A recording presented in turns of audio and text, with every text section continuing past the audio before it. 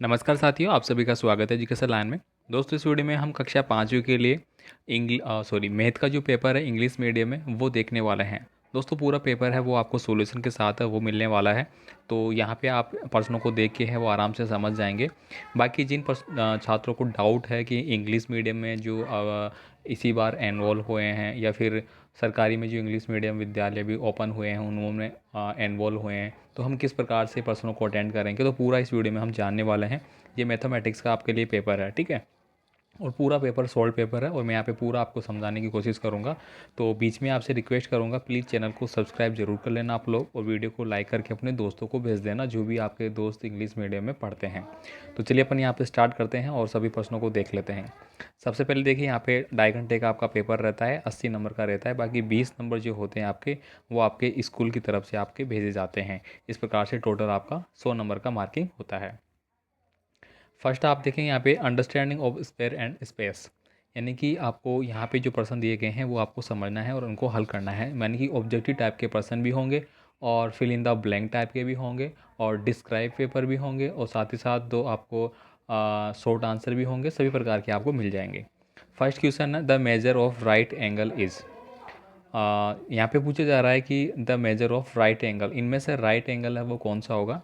30 degree, 60 degree, 120 या फिर 90 degree. तो यहाँ पे आप देख रहे होंगे कि आंसर ऑलरेडी लिखा गया है D. That's mean 90 degree is correct answer. तो यहाँ पे हम देखेंगे कि 90 डिग्री जो एंगल है उसको राइट एंगल क्यों बोला गया है। तो यहाँ पे मैं आपको बता देता हूँ, कोई भी जो अपन एंगल डिफाइन कर रहे हैं, यानी कि इस प्रकार का मान लीजिए कोई एंगल है, यानी इसको अपन बोल देते हैं यहाँ पे, ठीक है।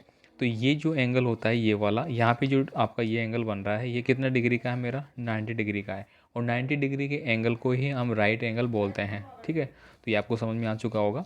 यहाँ पे देखिए अगला क्वेश्चन है, इन the given figure identify all the angle and write them in the form of A actual angle of right angle.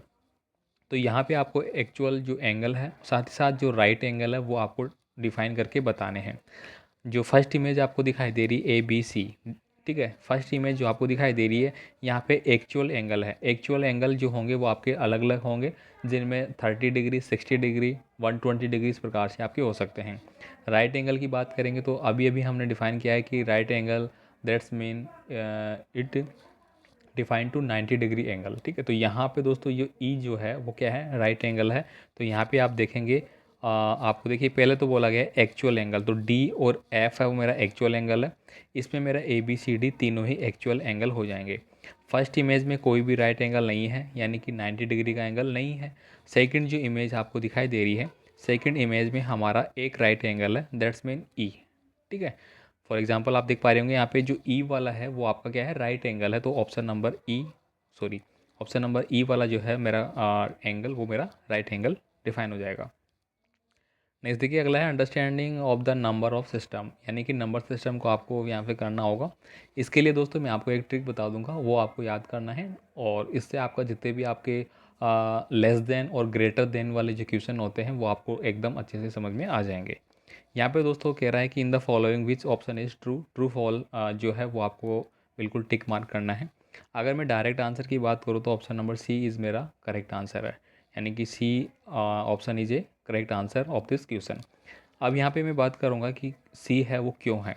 तो यहाँ पे देखिए दोस्तों, आपको लेस देन और ग्रेटर देन का साइन दिख रहा होगा, ये वाला, ये आपको सब जगह दिख रहा है।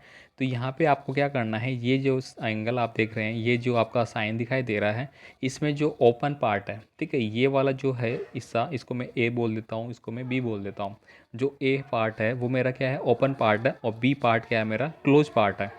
तो जब भी आपको कोई संख्या है वो आपको बड़ी होगी, यानी कि यहाँ पे मैंने लिखा 10, यहाँ पे लिखा मैंने 5, दैट्स मीन क्या होगा कि जो ओपन पार्ट है वो डिफाइन करेगा आपको ग्रेटर देन को, ठीक है। किसको डिफाइन करेगा, ग्रेटर देन को। और जो आपका क्लोज पार्ट है वो डिफाइन करेगा किसको, लेस देन को। यानी कि ये मेरा 10 बड़ा है 5 से, इसका मीन्स क्या हो गया कि ये जो साइन है वो इस प्रकार से इंडिकेट करेगा। अगर मैं यहाँ पे इसका रिवर्स लिखता हूँ, मान लीजिए ये मैंने इधर से लिखा है, इधर मैंने लिख दिया है 9, इधर मैंने लिख दिया है 6, दैट्स मीन क्या होगा, ये जो मेरा साइन है जिस तरफ ओपन साइन है वो मेरा क्या होगा, ग्रेटर देन होगा, और जिस साइड मेरा क्लोज पाथ बन रहा है, दोनों जो आके टच हो रहे हैं, वो मेरा क्या होगा, लेस देन हो जाएगा। तो इस हिसाब से आपको बाकी रिमेनिंग क्वेश्चन है वो करने हैं, ठीक है। नेक्स्ट देखिए यहाँ पे अगला क्वेश्चन जो आपके हैं, check whether statement given the below and true and false. True और फॉल्स है वो आपको बताने होंगे। यहाँ पे देखिए फर्स्ट क्वेश्चन दिया गया है, number 20,005 is return as 2005 in word. ये बोल रहा है कि जो ये लिखा गया है इकाई, दहाई, सैकड़ा, हज़ार, 10,000, मतलब 20,000 जो 5 है उसको क्या हम 2,000 और 5 लिख सकते हैं। तो देश में इसका मीन क्या होगा, दैट्स मीन रॉन्ग, यानी कि ये हो गया मेरा फॉल्स। यानी कि 20,005 को मैं 2005 कैसे लिख सकता हूँ, ये मेरा गलत स्टेटमेंट है। तो ये मेरा यहाँ पे आपको क्या फाइंड आउट करना है, यहाँ पे आपको फॉल्स लिखना है। सेकेंड है, palace value of digit 6 in number 3675 is 6,000।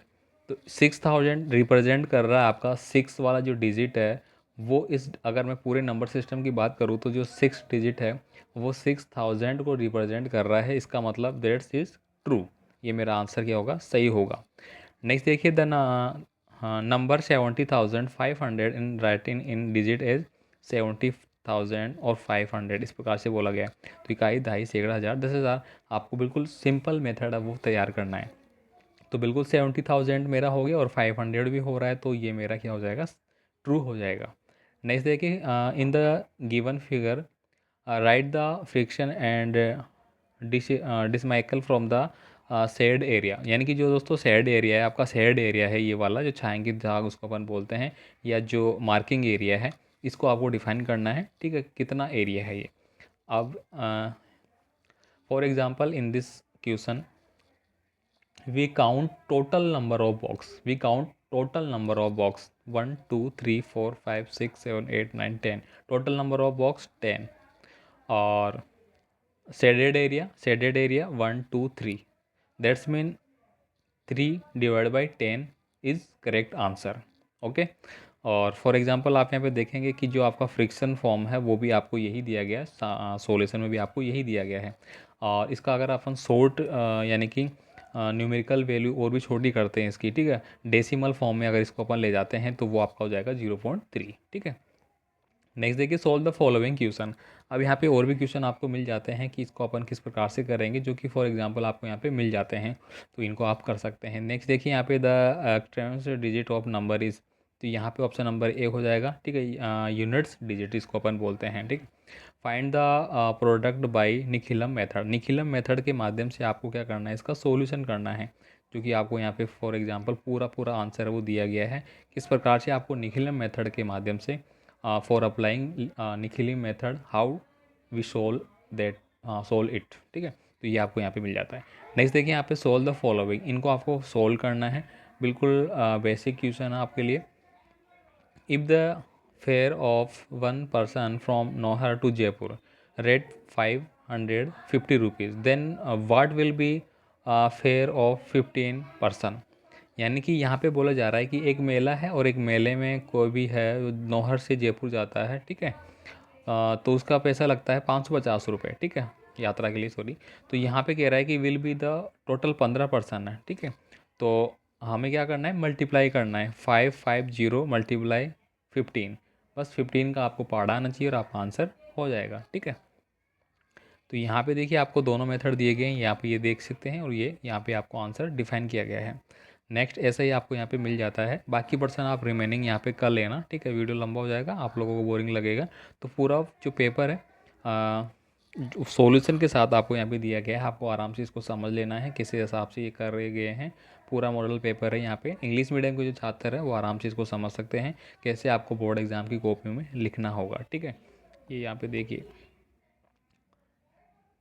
Again repeat true और false question, fill in the blank question. और फिल इन द ब्लैंक देखिए, यहाँ पे मैं बात करूँगा, यहाँ पे दिया गया है 1500 ग्राम, दैट्स मीन पूछ रहा है कि कितना किलोग्राम है ये, यानी कि 1 किलोग्राम मीन 1000 ग्राम, और ½ kg इक्वल टू 500 ग्राम, ठीक है। टोटल इक्वल टू 1/1 से ही 1/2, 1.5 kg, ठीक है। नेक्स्ट देखिए यहाँ पे 3 सही 1/2 kilogram, that's mean how many gram. तो यहाँ पे हो जाएगा 3 सही 1/2 किलोग्राम का मतलब तीन कोड़ लीजिए, total 3 kg। Half half half represent is 500 gram, that's mean 3.500 gram. Next देखिए यहाँ पे अगला जो दिया गया है वो भी आपको इस प्रकार से करना है। मैच द पार्ट ए और part B. 1 kilometre, 1 kilometre that's mean 1000 metre. 1 metre that's mean 100 centimetre. 1 centimetre that's mean 10 millimetre. ठीक है। नेक्स्ट देखिए यहाँ पे बाकी रिमेनिंग क्वेश्चन आप यहाँ पे देख सकते हैं, आपको मिल जाएंगे यहाँ पे। ठीक है, यहाँ पे देखिए 1000 मिलीलीटर इज इक्वल टू, तो 1000 मिलीलीटर इक्वल टू किया जाएगा 1 लीटर के बराबर। ठीक है, मिलीलीटर 1 मिलीलीटर बराबर कितने होते हैं, 1000 मिलीलीटर बराबर कितने होते हैं, ये सब कुछ आपको फाइंड आउट करना है। फिगर बेस्ड क्वेश्चन हो जाएंगे आपके। ठीक है, direction based, first direction is in this direction, next next और नेक्स्ट। ठीक है। नेक्स्ट देखिए यहाँ पे the next term in given pattern. Next term यानी कि नेक्स्ट डिजिट जो डिजिट है वो कौन सी होगी, फर्स्ट 4 9 और 16। तो यहाँ पे नेक्स्ट डिजिट क्या हो जाएगी, फर्स्ट 4 9 16। ठीक है, तो यहाँ पे देखिए इन दोनों के बीच कितना गैप है मेरा, 3 का गैप है। इन दोनों के बीच कितना गैप है मेरा, 4 और 9 कितना हो गया, 5 का गैप हो गया। इनके बीच कितना हो गया, 7 का गैप। अब क्या होना चाहिए, 9 का गैप। तो 16 + 9 ऐड करेंगे हम तो क्या आ जाएगा, मेरा आंसर आ जाएगा। तो ऑप्शन नंबर सी है 25। 16 + 9, ठीक है, तो कितना हो गया मेरा 25। ठीक है, ऐसे ही आपको बाकी रिमेनिंग क्वेश्चन है वो करने हैं भाई। ये आपका पाई चार्ट हो जाएगा जिसका आपका क्वेश्चन दिया गया है, ये वाला इस बेस पे ही आपको करना है। ठीक है, तो ये पूरा एक सैम्पल पेपर हो गया है। इस प्रकार से इंग्लिश मीडियम के छात्रों को करना है। बाकी और पेपर भी हम आपको थोड़ा थोड़ा डिफाइन कर देंगे नेक्स्ट वीडियो में। मिलते हैं अगले वीडियो में। वीडियो को लाइक करके चैनल को सब्सक्राइब जरूर कर लेना भाई। मिलते हैं अगली वीडियो में। धन्यवाद, ऑल द बेस्ट।